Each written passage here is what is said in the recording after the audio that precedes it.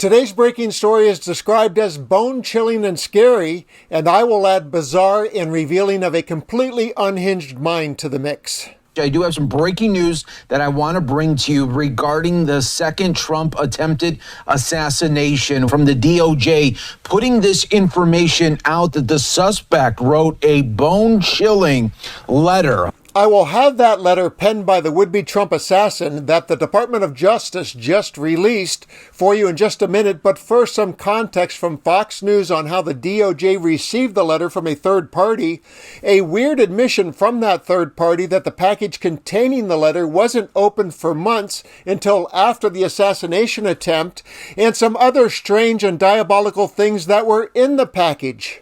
The DOJ obtained the letter from a witness who says that they received it inside a box delivered to them by the suspect several months prior to the assassination attempt. Authorities say the witness opened the box only after hearing Routh was suspected in the attack. The box contained several handwritten letters as well as ammunition, among other things. One of the letters, we have a screenshot of one of them. Let's show it to you right here.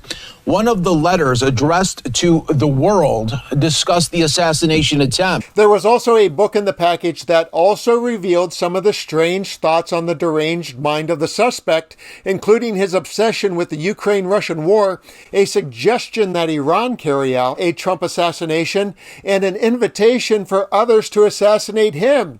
Please have a listen and know that the bone-chilling letter is coming up. Investigators said that they also found a book Routh authored back in 2023 titled Ukraine's Unwinnable War, The Fatal Flaw of Democracy, World Abandonment, and the Global Citizen Taiwan, Afghanistan, North Korea, World War III, and the End of Humanity book. The book also discusses a Trump assassination, this time encouraging Iran to carry it out. In the book, the suspect stated that he must take part in the blame for the person that we elected for our next president that ended up being, quote, brainless, but I am man enough to say that I misjudged and made a terrible mistake in Iran. I apologize. You are free to assassinate Trump as well as me for the error in judgment and the dismantling of the deal. If you're like me, the biggest question so far is why would he send these materials to a third party? And of course, the obvious question is, was he working alone?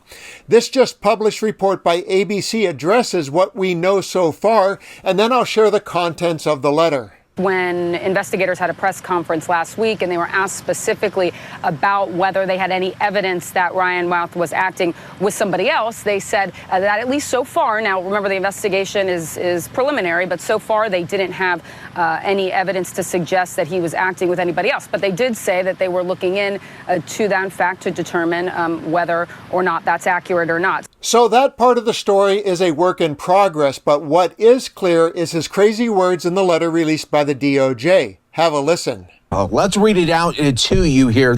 This was an assassination attempt on Donald Trump, but I failed you. I tried my best and gave it all the gumption I can muster. It is now up to you to finish the job, and I will offer $150,000 to whomever can complete the job, the suspect wrote. The letter goes on to say, everyone across the globe, from the youngest to the oldest, know that Trump is unfit to be anything, much less a U.S. president. U.S. presidents must at bare minimum embody the moral fabric that is America and be kind, caring, and selfless and always stand for humanity. Reports say the box received by the third party also contained ammunition, a metal pipe, miscellaneous building materials, tools, 4 phones, and multiple other letters. So the story is still unfolding on the what, why, how, and who. And even though the suspect is locked up and no longer a threat, this story will continue to trend because Trump, Vance, and MAGA World often use conspiracy theories and accusations that Democrats incite violence as campaign fodder. It's a very dangerous practice because inflaming the base and dividing Americans further can inspire other deranged nuts to come out of the woodwork. And generally speaking, keeping emotions high while campaigning with inflammatory rhetoric instead of talking about policy can inspire the fear-mongering and bomb threats that we're seeing in Springfield and countless other confrontations and acts of violence elsewhere that are under the media radar. There is no mistake to which party uses this as a calculated strategy, and none of it makes America great again, and we need to turn the page. I'm Dan. Thanks for watching, and let's continue to occupy democracy together.